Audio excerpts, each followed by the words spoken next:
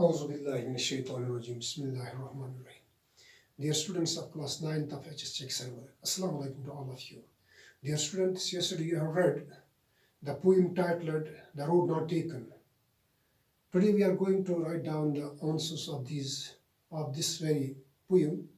The answers I write down on this whiteboard. Now I will take my camera to focus on this whiteboard so that you may get ease to write down these questions or this exercise on your notebook with a neat and legible hand. Dear students, the first question of this very lesson of this poem is, why does the traveler find himself, what problems does he face? कि इस traveller ने अपने आप को कहाँ पाया और कौन से दिक्कतों का इससे सामना करना पड़ा. The traveler finds himself standing on a fork in the path. ये जो ट्रैवलर होता है यानी पोइट, ये अपने आप को उन दो राहों पर, उस दो राही पर पाता है. He is in a problem as he must choose the one path, is unable to decide which one is choose. तो दो रास्ते आगे होते हैं तो फिर इसको डिसीजन लेने में दिक्कत होती है कि मैं कौन सा रास्ता अपने लिए चुन लूँ जिस पर आगे मैं अपना सफ़र जारी रखूँ. तो सेकंड क्वेश्चन है इसका, what is the difference between the two roads. दो रोडों के दरमियान कौन सी फ़र्क है, जैसा कि described by the poet, describe करता है poet in stanza 2 and stanza 3 में, स्टेंजा 2 और स्टेंजा 3 में. तो पहले हम देखते हैं स्टेंजा 2 में क्या ये फ़र्क बयान करता है इन रोडों का. तो देखिए आप प्यारे बच्चों कि स्टेंजा 2 में ये कौन सा फ़र्क बयान करता है. In a stanza 2 the poet explains that the only difference between the two roads was that the road he took had the right to be chosen because it was covered with grass and looked as if it had not been used too much. जो दोराही पर ये जब ये मुसाफिर पहुंचता तो फिर ये वहाँ इस मकमसे में पड़ता है कि मैं कौन सा रोड अपने लिए चुनूँ. तो वहाँ पर ये डिसीजन लेता है कि जो स्टेंजा 2 में इसने डिस्क्राइब किया है पोइट ने, कि ये वो रोड वहाँ अपने लिए चुन लेता है जिस पर काफ़ी घास होती है. वो यही समझता है कि इस पर कम लोग चले हुए होंगे. आज मैं लोगों के बरखिलाफ डिसीजन लेता हूँ कि लोग अक्सर वही डिसीजन लेते हैं, वही काम करते हैं जो अक्सर लोग करते हैं. आज मैं उसके खिलाफ करूँगा, मैं खुद परख लूँगा इस रोड को. तो वो ग्रासी रोड को अपने लिए मंतखब करता है कि ये स्टेंजा 2 में इसने डिस्क्राइब किया. तो in stanza 3 the poet says that both the roads were equally covered with the leaves. जो स्टेंजा 3 में वहाँ इसको जब दो रोडों पर नज़र पड़ती है तो वहाँ यही देखता है, उसको यही दिखाई देता है कि दो जो रोड्स हैं ये एक जैसी रोड्स हैं कि दोनों रोडों पर पत्ते दरख्त से झड़ चुके हैं. यानी ये खजान का मौसम होता है तो दोनों पर ये पत्ते देखता है जो जड़े हुए होते हैं इन दरख्तों से इस ऑटम के मौसम में. And that no person had stepped on. और उससे यही दिखाते थे कोई भी आदमी, क्योंकि सुबह का टाइम होता है, कोई भी आदमी इन दोनों में से किसी भी एक रोड पर नहीं गुजर गया है. तो इसको एक जैसे दिखाई देते हैं. तो थर्ड क्वेश्चन है, विच road does the poet choose, does he regret his decision. तो तीसरे क्वेश्चन में ये जो होता है ये पोइट ये कौन सा रोड अपने लिए चुन लेता है, क्या वो इस पर फिर इसको पछतावा होता है, इस जो ये रोड अपने लिए चुन लेता है क्या इसको फिर आखिर में पछतावा होता है इस रोड चुनने पर, ये रास्ता इख्तियार करने पर. The poet decides to choose the road which was grassy.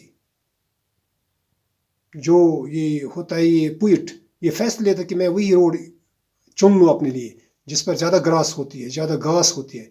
and needs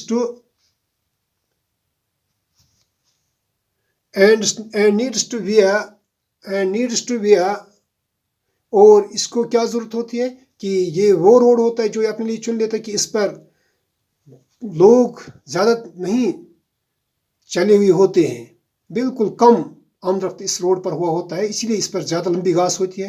तो क्या इसे रेगरेट महसूस करता है, फिर रेगरेट करता है ये आखिर में ये रोड चुनने पर। The poet Sai indicates that he is not satisfied about his decision. जो इसमें लिखा है कि वो एक लंबी सांस, मैं एक लंबी सांस लूँगा, तो इससे ये अंदाज़ा होता है, इससे ये तस्वर किया जा सकता है कि इसको पछतावा होता है अपने इस डिसीजन पर जो इस रोड को इख्तियार करने में वो पहले लेता है।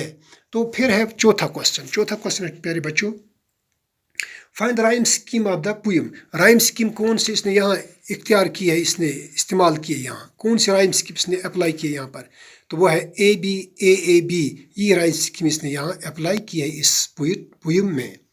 तो फिफ्थ वन क्वेश्चन है explain the meaning of the following phrase. इन फ्रेजों का आपने क्या करना है, एक्सप्लेन करना है। तो ए येलो वुड है पहला phrase, a yellow wood refers to the forest which has withering leaves. यानी ये किसकी तरफ इशारा है, उस जंगल की तरफ इशारा है जहाँ जरद रंग के पत्ते होते हैं। यानी ये मौसम खजान का टाइम होता है, इस मौसम खजान में ये पत्ते होते हैं दरख्त के, वो गिर जाते हैं, वो पत्ते पड़ते हैं, वो जरद पड़ते हैं। As in the season of autumn, जैसे कि खजा में होता है। It represents a world full of ageing people. यानी इसमें ये इस चीज़ की भी ये नुमाइंदगी करता है कि यानी जैसे ये पत्ते अपनी उम्र गुजार कर फिर दरख्त से जड़ जाते हैं, वैसे इंसानों को भी इस तरह इसी चीज़ का सामना करना पड़ता है। जब इनकी उम्र पूरी हो जाती है तो ये भी इन पत्तों की तरह जड़ जाते हैं और इस दुनिया से चले जाते हैं। तो दूसरा यहाँ फ्रेज है bent in the undergrowth. Bent in the undergrowth means that at a certain point the speaker can no longer see which direction the road goes. यानी ये bent in the undergrowth means यानी यहाँ जो मोड़ होते हैं सड़क पर जो मोड़ होते हैं वहाँ ये कि वे bent in the undergrowth means कि वहाँ इसलिए ये फ्रेज़ इसलिए इस्तेमाल किया है कि मुझे फिर जहाँ तक मुझे नज़र पड़ती है फिर मोड़ों से आगे मेरी नज़र नहीं जाती है।